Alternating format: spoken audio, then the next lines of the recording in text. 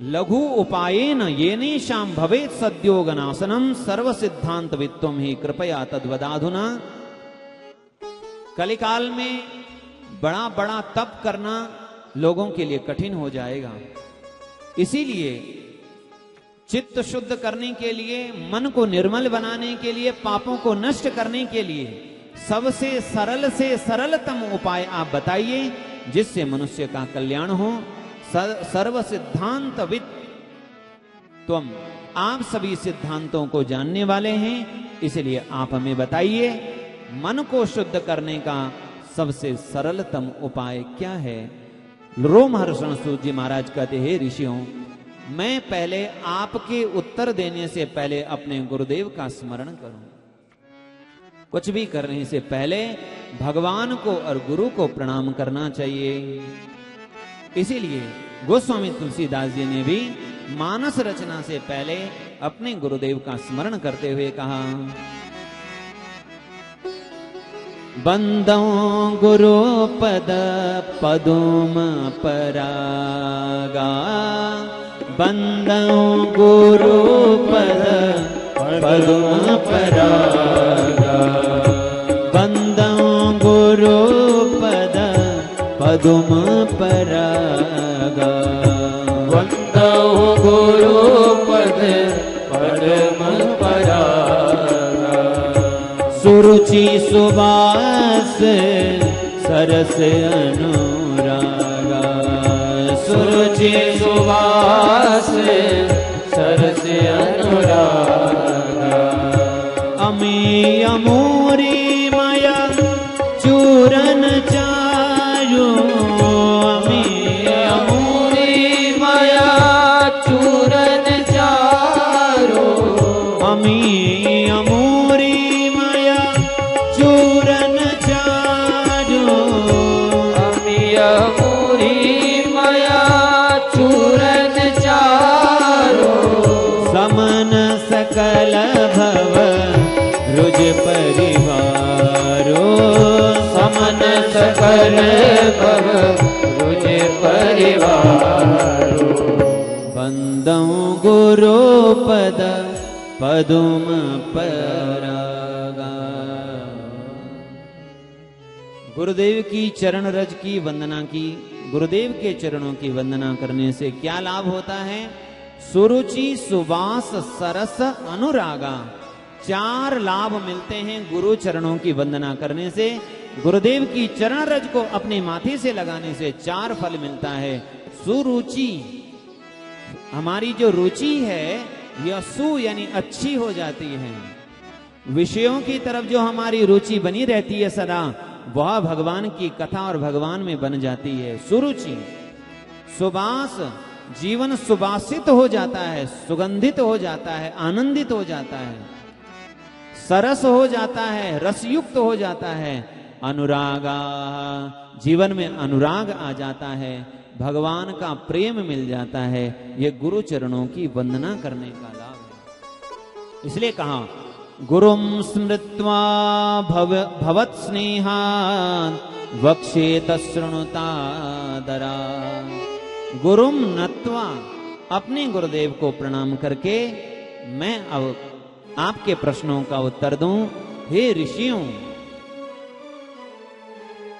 कलिकाल में पापों को नष्ट करने का सबसे सरल से अति सरल उपाय है भगवान शिव के शिव महापुराण की कथा।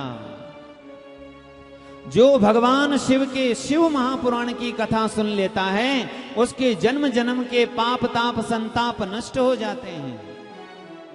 कौन कौन से पाप, चाहे किसी ने ब्रह्म हत्या भी क्यों न कर ली हो, चाहे किसी से गुरु हत्या क्यों न हो गई हो, ब्रह्म हत्या जैसे बड़े बड़े पाप भी भगवान शिव की कथा से नष्ट हो जाते हैं।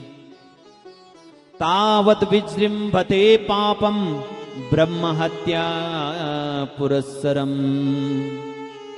ब्रह्म हत्या जैसे बड़े बड़े पाप इस संसार में तब तक रहेंगे, कब तक, यावत् शिव पुराणम ही नोदिश्येति जगत्य हो, जब तक इस संसार में शिव महापुराण का उदय न हो गया हो।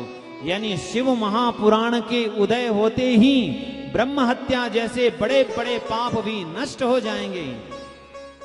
तब तक ही इस कली काल में बड़े बड़े महान उत्पात अपना प्रभाव करते रहेंगे। जब तक शिव महापुराण का उदय न हो गया तब तक ही अनेक शास्त्र आपस में विवाद करते रहेंगे। हाँ, क्योंकि शास्त्र भी अनेक हैं। बहूनि च शास्त्राणि स्वल्पायुर्विघ्न कोटयः। शास्त्र अनेक हैं और उन अनेक शास्त्रों में भी अनेक मतभेद है, विवाद हैं। कोई शास्त्र कहता है हमारी ही बातें श्रेष्ठ, कोई शास्त्र कहता है हमारी बातें श्रेष्ठ। लेकिन ये शास्त्रों का विवाद भी तब तक ही बना रहेगा जब तक शिव महापुराण का उदय नहीं हो गया। शिव महापुराण के उदय होते ही सारे शास्त्रों का विवाद नष्ट हो जाएगा। तब तक ही भगवान का स्वरूप और अपना आत्म स्वरूप दुर्बोध हो जाएगा, जब तक शिव महापुराण का उदय नहीं हो गया। शिव महापुराण अपने जीवन में आने से, शिव महापुराण का उदय होने से, शिव महापुराण सुनने से भगवान शिव के स्वरूप का भी बोध हो जाएगा और अपने स्वरूप का भी बोध हो जाएगा। इस संसार में तब तक ही यमराज के दूत यमभट्ट अपना प्रभाव करते रहेंगे, जीवों को बंधन में बांधते रहेंगे, जब तक शिव महापुराण का उदय नहीं होगा। तब तक ही अनेक पुराण अपनी गर्जना करते रहेंगे, जब तक शिव महापुराण का उदय नहीं हो गया। तब तक ही संसार में अनेक तीर्थ अपना विवाद करते रहेंगे कि मैं बड़ा हूं, मैं बड़ा हूं।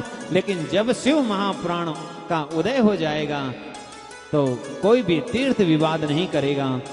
तब तक ही सारे मंत्रों में विवाद चलता रहेगा, जब तक शिव महापुराण का उदय नहीं होगा।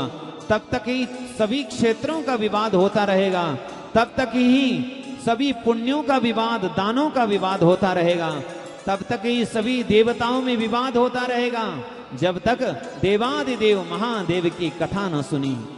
तब तक ही संसार के सारे सिद्धांतों में विवाद बनता रहेगा, जब तक शिव महापुराण का उदय नहीं हो गया। शिव महापुराण के उदय होते ही शिव महापुराण के सिद्धांत से सभी विवाद नष्ट हो जाएंगे। कोई एक श्लोक भी यदि शिव महापुराण का पढ़ ले, सुन ले, कोई आधा श्लोक भी शिव महापुराण का सुन ले, अरे आधे का आधा श्लोक भी शिव महापुराण का पढ़ ले और सुन ले, वह भी पाप से मुक्त हो जाता है। और जिसने संपूर्ण शिव महापुराण का पाठ कर लिया, श्रवण कर लिया, चिंतन कर लिया, स जीवन मुक्त उच्यते, वह जीते जी जीवन मुक्त हो जाता है। ऐसी महिमा शिव महापुराण की है।